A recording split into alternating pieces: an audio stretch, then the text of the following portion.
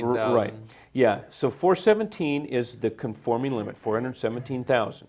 So that's what's known as the Fannie Mae Freddie Mac conforming limit. That's where you're going to get your best rates. There's also what they call an agency jumbo, and that can go up to 729, 750 in certain counties. Santa Clara is one. It gets the rates are going to still be very good, but there are adds for the loan amount. So it may be, an eighth to 3/8 higher in interest rate, depending. But it's still very good rates if you can qualify for that. The income guidelines are very strict, but if you can qualify, it's great. Good interest rate. No, it used to be you could finance like 90% of your purchase price. Now what are we looking at? The only way to really do that now is to go with an FHA loan, and we can go up to 97.75%. Although the borrower has to have 3.5% of their own money into the purchase. So really, if you don't have a lot of down payment right now, the FHA loan is really your only option.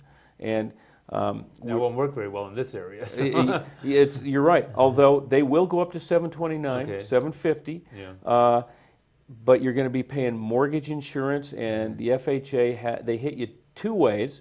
You're paying an upfront premium of 1.75% of the loan amount. Wow. And on a $700,000 loan, that's a big chunk. Yeah. Plus you're paying 0.55% every month as mortgage insurance. So that's another big dollar amount when you're looking at a $700,000 loan. Yeah. But a lot of times, it's the only way you can get a loan. We're working on one right now that you would say this would be a client. It would be your grade A client. They have enough verifiable assets to pay cash for this home. It's a father helping his son buy a home.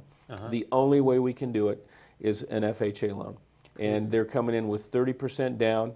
They're getting a nice interest rate, but they're still paying a lot in mortgage insurance. Yeah. But it's the only way that we can get them qualified to purchase this home. So it's kind of crazy.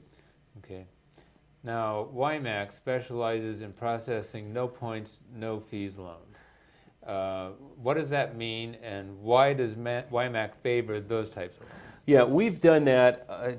That's kind of been the peg we've hung our hat on with our CPAs that we've worked with. We really like it. I like it. And because the borrower can't really get hurt. They're not paying anything for the loan. So if rates go down, okay, good. We can refinance you again because you haven't paid anything. You haven't lost anything. So I really like it personally, especially in an environment like we're in now where we're not sure what's going to happen. Some people are saying, well, hey, rates are going to go up. Eventually they're going to have to go up, but we don't know when. Are they going to go down a little bit before they go up? We don't know. And if you're unsure, we'd say, hey, get a no point, no fee loan. If rates go down and you think you've hit bottom, pay points and fees and lock in your interest rate for 30 years. But if you're not sure, hey, this is a good way to go, and you really can't get hurt. Now, let me explain the way we're able to do this. The lenders pay us a commission or a rebate or a yield spread premium, and you'll hear these terms thrown around on the news and in Congress. And with this yield spread premium, we can pay for all the costs associated with the loan. That's the appraisal, the title, the escrow, the recording, what it costs to order the payoff from the current lender. There's all these myriad of costs that are on it when you do a loan. We can pay all of those. Whatever we have left over is our profit, and hopefully we have a lot left over, but sometimes we don't. But for the borrower, it's great because they don't have to worry. It's not costing them a thing. So yeah, we've really liked those. We've explained them to our CPAs, and most of our CPAs think they're great because client doesn't get mad at them if the rates drop. Yeah. You know, the worst thing that can happen is you finish a loan and then the rates drop and the guy's paid points and fees, and he'll say, Mike, why'd you let me do that? Yeah. Well, that's what you wanted to do. Yeah. You thought they'd hit bottom. Yeah. Well, we don't know. Yeah.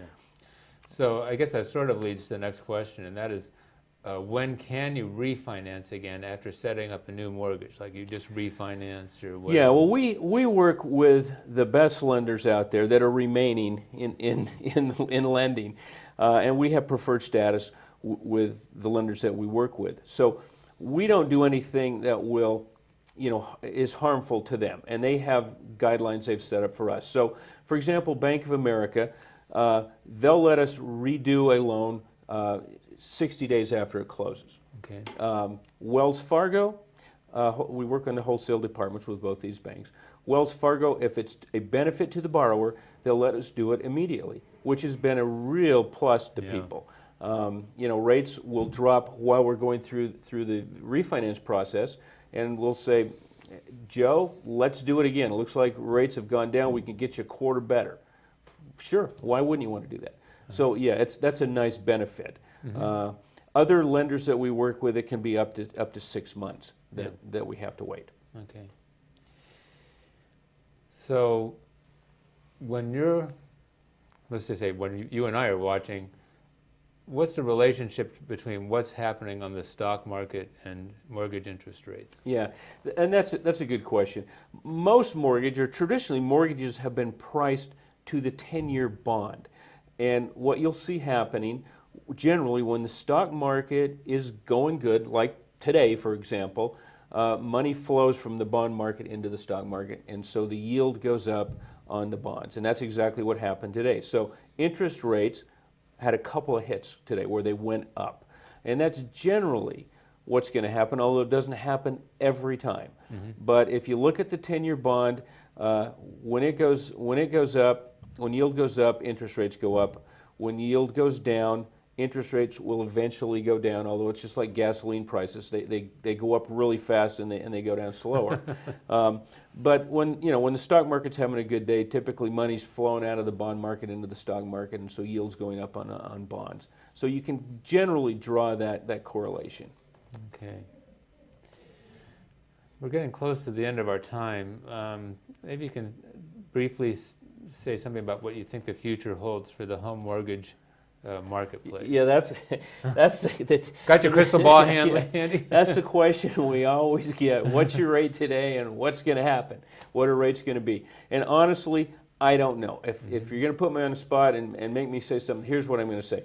I think we're going to see a similar environment at least through the first quarter of next year. And we might even see rates go down a little bit more. At some point, they've got to go up. We all know that, but boy, nobody wants to be the guy that pushed the button to raise the rates. I mean, the economy's still not to a point where I think we're safe doing that. So my prediction, and it's purely my prediction, is I think we're going to see a similar environment at least through the first quarter. Yeah, so hopefully, hopefully we'll have some stability here for at least a little while.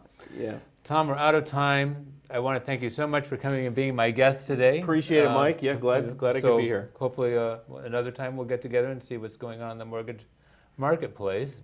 And so thank you for watching today on Financial Insider Weekly, and we'll see you next time.